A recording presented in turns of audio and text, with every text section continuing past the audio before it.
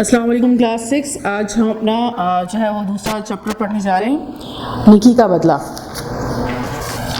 اس month کا جو syllabus میں دوسرا چیپٹر ہے نیکی کا بدلہ، اسے ہم اسٹڈی کرنے جا رہے ہیں. اپنی کتابیں نکال لیجیے،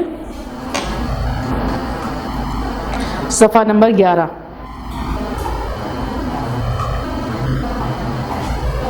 کھولیا سب نے؟ چلیں اب یہاں سے پڑھتے ہیں. پرانے زمانے کی بات ہے، ایران کی سرزمین میں ایک شہر آباد تھا جس کا نام راوند تھا. اس شہر میں مہر یار نامی ایک سوداگر رہتا تھا. سوداگر یعنی تاجر، تجارت کرنے والا. شہر کے لوگ مہر یار کی بڑی عزت کرتے تھے. وہ معاملے کا بہت کھرا تھا، یعنی جب بھی کوئی کسی سے لین دین کی، یعنی ظاہر ہے جب کیونکہ تاجر تھا، سوداگر تھا، تو سامان خریدنا بیچنا یہ سارا کام ہوتا تھا. تو جب بھی کوئی معاملہ کرتا تھا کھری بات کرتا تھا، یعنی سیدھی بالکل سچ بولتا تھا اور ہر ایک سے نرمی، پیار اور محبت سے پیش آتا تھا. ایک دفعہ کا ذکر ہے کہ حج کا مہینہ نزدیک آ رہا تھا. شہر میں بہت سے لوگ حج کے لیے جانے کی تیاریاں کر رہے تھے. مہر یار کے دل میں خیال آیا کہ اللہ تعالیٰ نے مجھے اتنی دولت دی ہے، میرا بھی فرض ہے کہ اس دولت میں سے کچھ روپیہ نکال کر اس نیک کام پر خرچ کروں. یہ سوچنے کے بعد وہ گھر آیا اور سفر پر روانہ ہونے کے لیے تیاری کرنے لگا. اس زمانے میں ہوائی جہاز تھے، نہ ریل گاڑیاں. لوگ اونٹوں اور گھوڑوں پر سوار ہوتے اور قافلے بنا کر چلتے تھے. قافلے بنا کر یعنی مسافروں کا گروہ بنتا تھا، یعنی کافی سارے مسافر ایک ساتھ ہوں تو اسے قافلہ کہتے ہیں. قافلے بنا کر چلتے تھے. راون شہر سے بھی حاجیوں کا ایک قافلہ حج کے لیے تیار ہوا اور مہر یار بھی اسی قافلے کے ساتھ مکہ جانے کے لیے روانہ ہوا. راستے میں اخراجات کے لیے 1000 اشرفیاں اپنی کمر سے باندھ لیں. اشرفیاں سکے کہلاتے ہیں. پرانے زمانے میں جو ہے وہ سکے، دینار وغیرہ اس طرح چلتے تھے. جیسے ہمارے یہاں جو ہے وہ 54 اور 58 کے سکے ہوتے ہیں، اس طرح کے سکے اس وقت جو ہے وہ سونے اور چاندی کے ہوا کرتے تھے، اسے اشرفیاں کہتے تھے. تو راستے میں اخراجات کے لیے 1000 اشرفیاں اپنی کمر سے باندھ لی. حاجیوں کا یہ قافلہ آہستہ آہستہ چلتا گیا. راستے میں تھوڑی دیر کے لیے کہیں رکتا اور پھر آگے روانہ ہو جاتا. چلتے چلتے قافلہ ایک بڑے شہر پہنچا. یہاں قافلے والوں نے 2-3 دن ٹھہرنے کا فیصلہ کیا تاکہ آرام کر لیں اور گھوم پھر کر شہر کی سیر بھی کر لیں.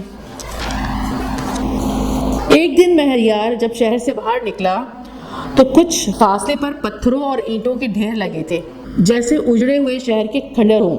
کھنڈر کا مطلب ہوتا ہے ٹوٹے پھوٹے جیسے مکانات ہوں، ٹوٹی پھوٹی عمارتیں ہوں، انہیں کھنڈر کہتے ہیں. اور ویران ہو، کوئی وہاں پر رہتا نہ ہو. تو اجڑے ہوئے شہر کے کھنڈر ہوں. وہ اس طرف چل پڑا.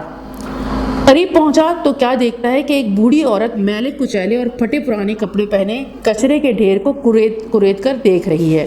کریدنے کا مطلب ہوتا ہے تلاش کرنا، جیسے کسی کھوئی ہوئی چیز کی تلاش میں ہو. مہر یار ایک طرف کھڑا ہو کر یہ تماشا دیکھتا رہا. تھوڑی دیر بعد کوڑے میں سے ایک مردہ مرغی مل گئی. بڑھیا نے مرغی کو جھاڑا پونچھا اور صاف کرنے کے بعد ایک چادر میں چھپا کر چل پڑی. مہر یار بہت حیران ہوا کہ یہ بڑھیا اس مردہ مرغی کا کیا کرے گی. اسی خیال میں وہ آنکھ بچا کر بڑھیا کے پیچھے چل پڑا، یہاں تک کہ بڑھیا ایک پرانے اور خستہ مکان کے سامنے رک گئی. خستہ مکان یعنی ٹوٹا پھوٹا مکان تھا. اس کے سامنے آ کر رک گئی اور پھر دروازے پر آہستہ سے دستک دی.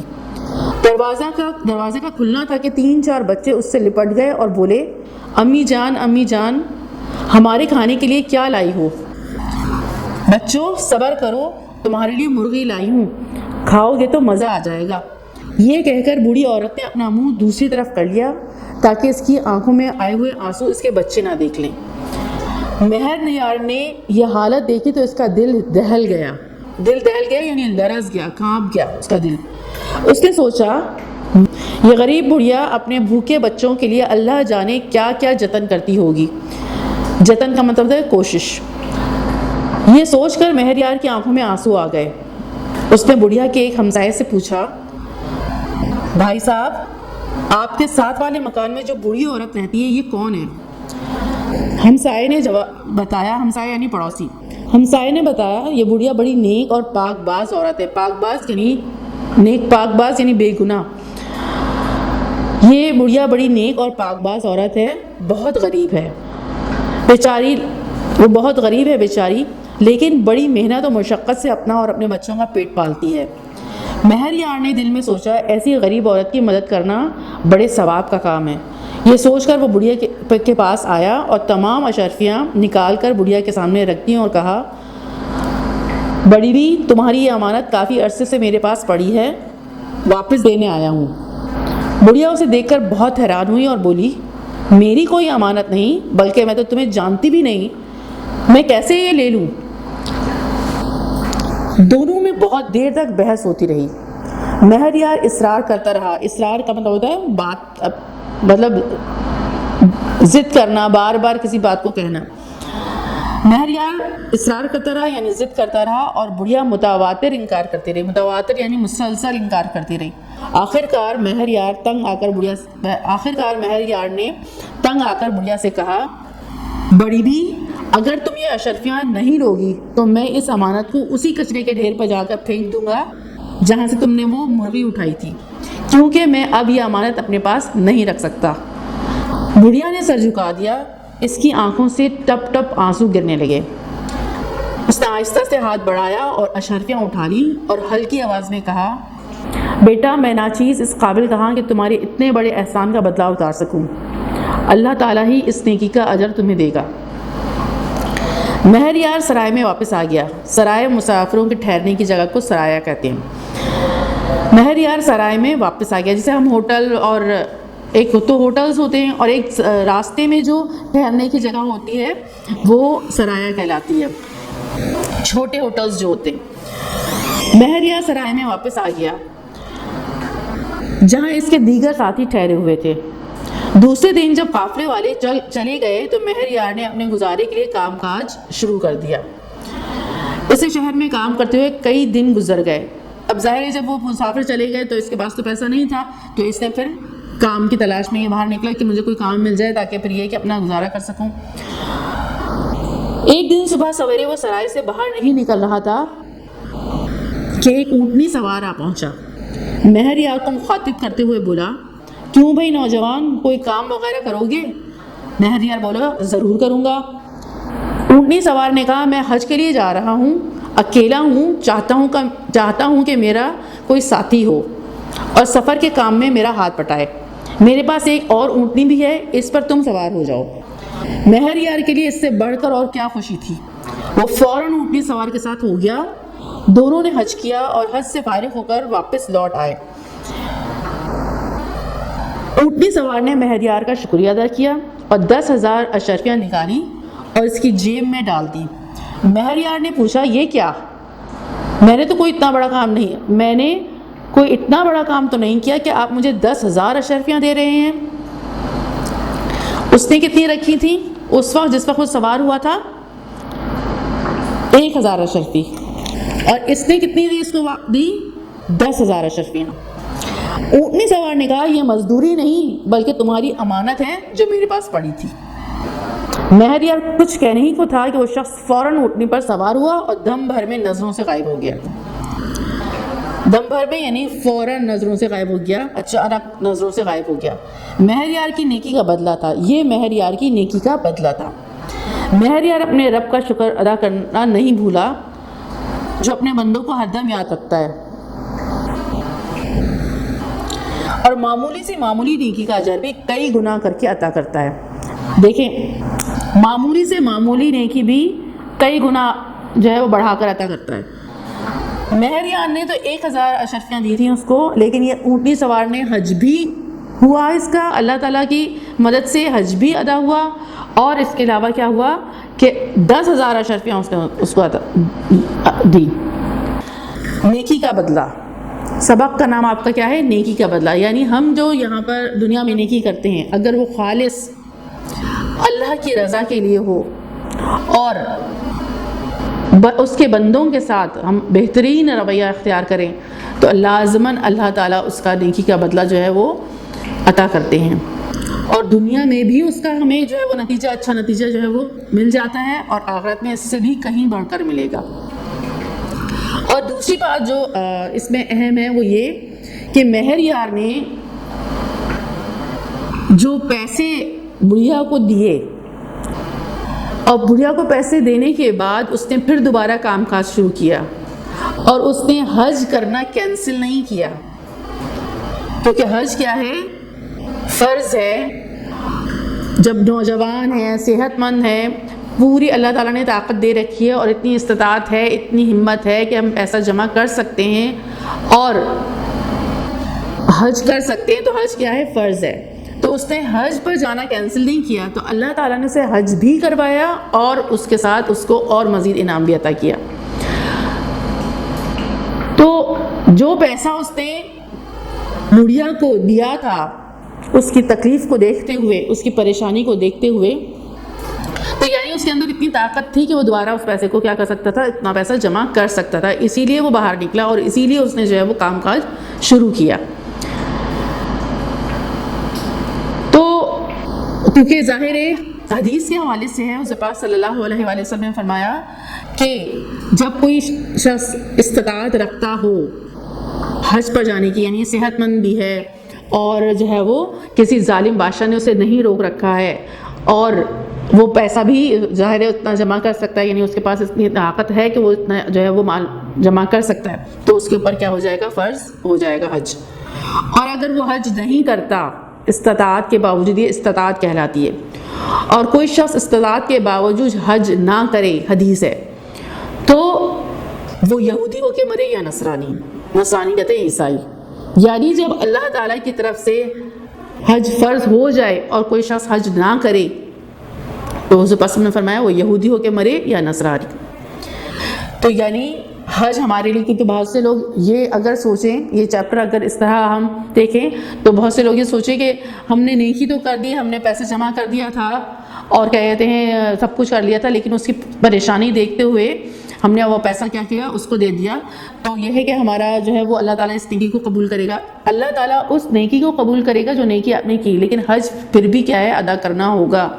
تو اس کے اندر جو استطاعت تھی اور اس کے اندر جو ساری طاقت تھی دوبارہ پیسہ جمع کرنے کی، جب ہمارے اندر پیسہ جمع کرنے کی اتنی استطاعت ہو کہ ہم اتنا پیسہ جمع کر سکتے ہیں کہ ہم حج ادا کر سکتے ہیں، تو آخری جو بالکل جو ہے وہ کم پیسے والا حج، کسی بھی ایریا میں کم پیسے والا حج جو ہے وہ، یعنی یہ نہیں کہ ہم وہی 5 اسٹار ہوٹل والا اور بہت اونچے لیول کا جو ہے ہمارے پاس اتنا پیسہ ہوگا تو حج کریں گے۔ جب ہمارے اندر اتنی طاقت ہے کہ ہم کم سے کم والا حج جو ہے وہ ادا کر سکتے ہیں تو پھر حج کیا ہو جائے گا؟ فرض ہو جائے گا، یعنی صحت بھی اچھی ہو اور اس کے علاوہ جو ہے وہ ظالم بادشاہ نے بھی نہیں روک رکھا ہو، یعنی ملک کی حالات ایسے نہیں ہوں، اور تیسری بات کیا کہ ہم اتنا پیسہ جمع کر سکتے ہو، یعنی ہمارے اندر اتنی طاقت ہو کہ ہم اتنا پیسہ جمع کر سکتے ہیں کہ جو سب سے کم قیمت کا حج ہے اس کے پیسے ہم جمع کر سکتے ہیں، تو حج فرض ہو جائے گا۔ کیونکہ ہم بہت ساری چیزیں پیسے جمع کر کے خریدتے ہیں، LEDs لے رہے ہیں گھر کی اور گاڑی لے رہے ہیں اور بہت سارا، اگر ہم اس طرح اپنے گھر کی جو ہے وہ ڈیکوریشن کے اوپر جب پیسے جمع کر کے جو ہے وہ ساری چیزیں کر سکتے ہیں، تو پھر اس کا مطلب یہ ہے کہ ہم یہ معلوم کریں کہ آخری جو بالکل کم قیمت کا حج ہے یا گورنمنٹ کا حج ہے یا بالکل کم قیمت کا حج کہاں سے کروایا جا رہا ہے، اگر وہ آپ پیسے جمع کر سکتے ہیں اور اتنی طاقت ہے اور پھر وہ شخص حج نہ کرے اور معلوم نہ کرے اور اس کے اندر جو ہے وہ یہ شوق پیدا نہ ہو کہ وہ اس بات کی معلومات رکھے اور جاننے کی کوشش کرے کہ اس سال حج کتنے میں ہو رہا ہے کم سے کم والا، یہ معلوم کرنا بھی ضروری ہے۔ جن کے اندر جو ہے وہ صحت مند ہیں اور بڑے ہیں اور جو ہے وہ یہ ساری چیزیں جو میں نے 3 چیزیں بتائی ہیں، یا اگر اس طرح کی تمام چیزیں ہیں تو پھر ان کے اوپر کیا ہو جائے گا؟ حج فرض ہو جائے گا، اور ارادہ کریں گے تو پھر اس کے لیے پیسے بھی جمع کریں گے، اور پھر اس کے بعد کیا ہے، اور اگر وہ ایسا نہ کریں، ارادہ ہی نہ کریں اور یہ سوچتے رہیں کہ باقی سارے کام تو پورے ہو رہے ہوں اور ہم جو ہے وہ حج کے لیے جدوجہد نہ کریں اور اس کے لیے پیسے جمع نہ کریں، تو پھر وہ حدیث جو پاس ان کی ہے وہ یہودی ہو کے مرے یا نصرانی۔ تو اس میں مہر یار نے بھی دیکھیں کیا کیا کہ مہر یار نے حج پہ جانا کینسل نہیں کیا، تو اللہ مدد کرتا ہے اور اللہ تعالیٰ نے اس کی کیسی مدد کی، کیسا کوئی فرشتہ صفت انسان آیا اور اس نے اس کی مدد کی، کیونکہ ظاہر نیت تو تھی اس کی، انما الاعمال بالنیات، اللہ تعالیٰ نے حدیث ہے اس پاس کی انما الاعمال بالنیات، یعنی ہمارے سارے عمل کا دار و مدار کس پر ہے؟ نیتوں پہ، اور جب ہماری نیت ہوتی ہے تو پھر کیا ہے، اللہ تعالیٰ نیکی کے راستے کیا کرتے ہیں، کھولتے ہیں. تو اللہ تعالیٰ نے اسے کتنا دوہرا اجر دیا کہ اللہ تعالیٰ نے حج بھی کروا دیا اس کو، اور بڑھیا کا بھی مسئلہ جو ہے وہ اس کی اتنی بڑی نیکی ہوئی، اس نے اتنی بڑی اس کی طرف سے بھی جو ہے وہ نیکی ہو گئی. اور پھر اللہ تعالیٰ نے مزید نیکی کا بدلے میں، یعنی اتنی بڑی اس کو جو ہے وہ نیکی کا بدلہ دیا کہ حج بھی کروا دیا، اور جو ہے وہ اس نے 10,000 اشرفیاں اس کو جو ہے وہ عطا کی. تو اصل میں بات یہ ہے کہ اس کے دل کی کیفیت اللہ تعالیٰ جو ہے وہ بہت اچھی طرح ہر ایک کے دل کی کیفیت پہچانتے ہیں. تو اس کے دل کی کیفیت کتنی خوبصورت ہوگی کہ اللہ تعالیٰ نے کتنا بہترین اسے کیا دیا ہے، بدلہ دیا ہے. تو یہ تھا آپ کا سبق نیکی کا بدلہ. اب آپ نے یہ سب نیچے دیے گئے سوالات کے مختصر جوابات لکھیے. سوال نمبر سوال الف سوال ہے، ایران کے نیک سوداگر کا نام کیا تھا؟ دیکھیں ایک ایک لائن کے جوابات میں تو بالکل آسانی سے آپ یہ کر سکتے ہیں، جو سوال میں ہی جملہ آ رہا ہے اسی کو آپ جو ہے وہ جواب میں بنائیں گے. کس طرح؟ ایران کے نیک سوداگر کا نام کیا تھا. کیا کی جگہ آپ کیا لکھ دیں گے؟ ڈائریکٹلی اس کا نام لکھ دیں گے. تو یہ آپ آسانی سے کر سکتے ہیں. اس نے کہاں جانے کا ارادہ کیا، دوسرا سوال ہے، یہ بھی آپ آسانی سے کر سکتے ہیں. کہاں کی جگہ آپ اس کے جو ہے وہ لفظ لکھ دیں گے جہاں جانے کا اس نے ارادہ کیا. اب میں اس لیے نہیں بول رہی ہوں کہ یہ آپ نے کام خود کرنا ہے. پھر اس کے بعد تیسرا سوال دیکھیے، بالکل آسان ہے، مطلب کوئی اتنے مشکل کوشچن نہیں ہے، سوالات نہیں ہے کہ آپ اسے کر نہ سکیں. اور اب آپ کلاس 6 میں آ گئے ہیں تو اب اسے خود لکھنا جو ہے وہ شروع کریں. چھوٹے جوابات جب آپ خود جو ہے وہ لکھنا شروع کریں گے تو پھر بڑی لکھائی کی طرف بھی جائیں گے، بڑی جو ہے وہ چیزیں بھی لکھنا جو ہے وہ آ جائیں گی. سوال نمبر 3 جو ہے وہ یعنی جیم، پرانے زمانے میں لوگ حج کے لیے کس طرح سفر کرتے تھے؟ اب دیکھیں یہ والا جو جواب ہے اس کا آپ یہاں پر اپنی ہی کتاب میں آپ کو سارے جوابات کیا ہوتے ہیں مل جاتے ہیں، لیکن اسے میں پورا پیراگراف پڑھوں گی اور آپ نے خود جج کرنا ہوگا، دیکھنا ہوگا کہ کہاں سے اس کا جواب جو ہے وہ آپ کو ملے گا. صفحہ نمبر 11 پر آئیے، دوسرا پیراگراف دیکھیے. ایک دفعہ کا ذکر ہے کہ حج کا مہینہ نزدیک آ رہا تھا. شہر میں بہت سے لوگ حج کے لیے جانے کی تیاریاں کر رہے تھے.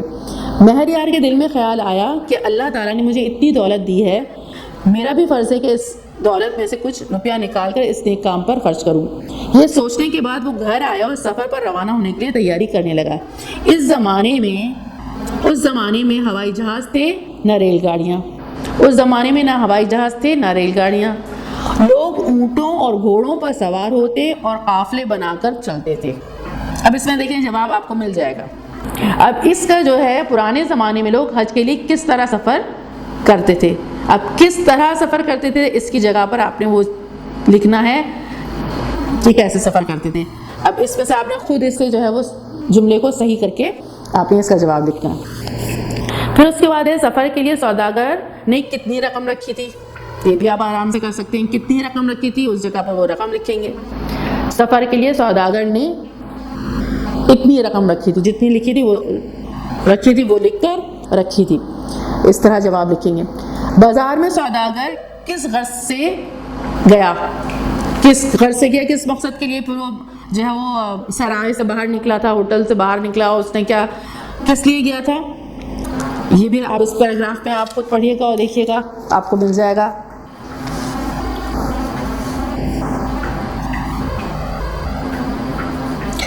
مہر یار یہ ہے صفحہ نمبر 13 پہ دیکھیے. صفحہ نمبر 13 پر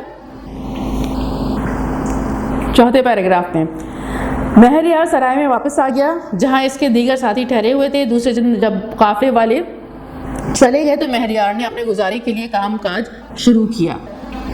اسی شہر میں کام کرتے ہوئے کئی دن گزر گئے. ایک دن صبح سویرے وہ سرائے سے باہر نکل ہی رہا تھا کہ اتنی سوار آ پہنچا. مہر یار کو مخاطب کرتے ہوئے بولا. اب اس پیراگراف میں آپ دیکھیے گا کہ وہ کس غرض سے باہر نکلا. اس کا جواب آپ جو ہے وہ پڑھ کے دیکھیے گا اور پھر اس کا جواب لکھیے گا. بڑھیا نے مردہ مرغی کیوں اٹھائی تھی.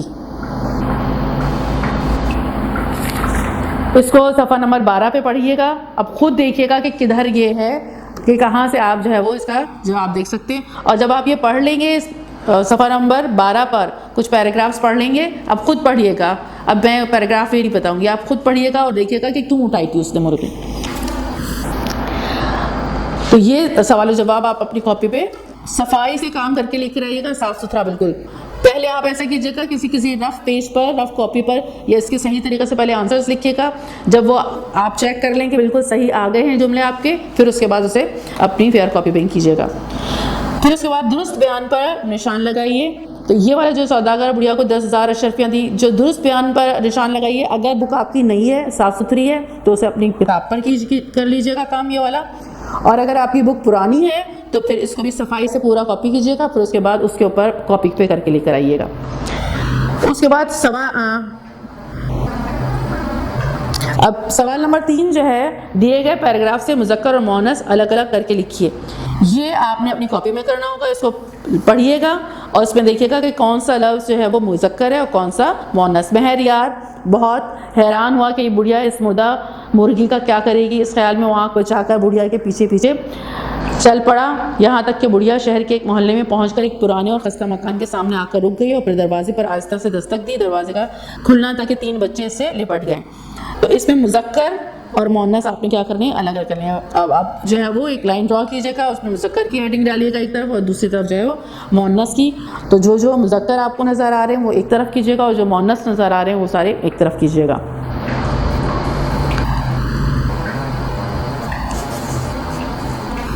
اس کے بعد سوال نمبر 4 ہے, نیچے دیے گئے جملوں کو درست الفاظ سے پر کیجیے. اب اس میں آپ کے پاس جو خالی جگہ ہے وہ بہت چھوٹی ہے. بک پر ہی اگر آپ کر رہے ہوں گے تو پھر اس کے بعد آپ نے جو جواب لکھنا ہے نا, تو اسے بھی ذرا اپنی جو حروف بنائیں گے تو چھوٹی رائٹنگ میں کر کے لکھیے گا صفائی سے, کیونکہ اگر چھوٹی جگہ ہے اور اس میں بڑا بڑا کر کے لکھیں گے تو آپ پھر گندا کام لگے گا. اور اگر پھر بھی نہیں کر پائیں تو اس کے سامنے اپنی بک میں یہ جو پہلی جو ہے خالی جگہ ہے اس کے سامنے ایک سیدھی بالکل لائن ڈرا کیجیے گا اور پھر اس کے بعد اس میں لکھیے گا. جیسے اس طرح لائن ڈرا کر کے, لیکن اس سے لائن ڈرا کیجیے گا اسکیل سے. جیسے آپ کا یہ پورا جملہ چل رہا ہے اس کے سامنے لائن ڈرا کیجیے گا. وہ اس بلینک میں نہیں لکھیے گا جو پہلی بلینک ہو, اور پھر اس کے بعد سامنے لکھیے گا. لیکن اس میں بھی بہت بڑی بڑی رائٹنگ میں نہیں کیجیے گا اور اتنی بھی چھوٹی رائٹنگ نہیں کیجیے گا کہ ہم اس کو سمجھ ہی نہ آئے, چیک کرنا ہی مشکل ہو جائے. تو صفائی سے بالکل کام کیجیے گا. اور وہی میں نے ابھی کہا آپ کو کہ اگر پرانی بک ہے تو پھر اس کو بھی اپنی کاپی میں اتار کے کاپی میں کیجیے گا. پھر سوال نمبر 5 ہے, 10 سطروں پر مشتمل ایک کہانی تحریر کیجیے جس میں نیکی کی تربیت دی گئی ہو. اب یہ کہانی آپ ایک الگ پیج پر, لوز پیج پر لکھ کر آئیے گا. تو مس چیک کر لیں گی, پھر اس کے بعد مس بتائیں. سوال نمبر 6 ہے, غلط فقرات کی درستی. عام بول چال کو روزمرہ کہا جاتا ہے. اس میں الفاظ اپنے حقیقی معنوں میں استعمال ہوتے ہیں, جبکہ محاوروں میں الفاظ اپنے غیر حقیقی معنوں میں استعمال ہوتے ہیں. ذیل میں ایسی مثالیں پیش کی جاتی ہیں جن میں روزمرہ یا محاورے کی غلطی موجود ہے. اب غلط فقرات اور درست فقرات. مہنگائی دن بدن بڑھ رہی ہے. صحیح اس کا کیا ہے, مہنگائی روز بروز بڑھ رہی ہے. تو اس والی جو غلط فقرات اور درست فقرات, اس کو آپ نے اچھی طریقے سے کیا کرنا ہے, یاد کر لینا ہے. جو صحیح ہے وہ آپ نے یاد کر لینے ہیں. ہم جو ہے وہ آپ کو پیپر میں جو ہے وہ غلط دیں گے, پھر آپ کو پتہ ہونا چاہیے کہ صحیح کیا ہے. اس کو تو یہ آپ نے کیا کرنا ہے, یاد کرنا ہے. تو یہ سارا اب آپ کام جو ہے وہ اپنی کاپی پہ کر لے کر آئیں گے.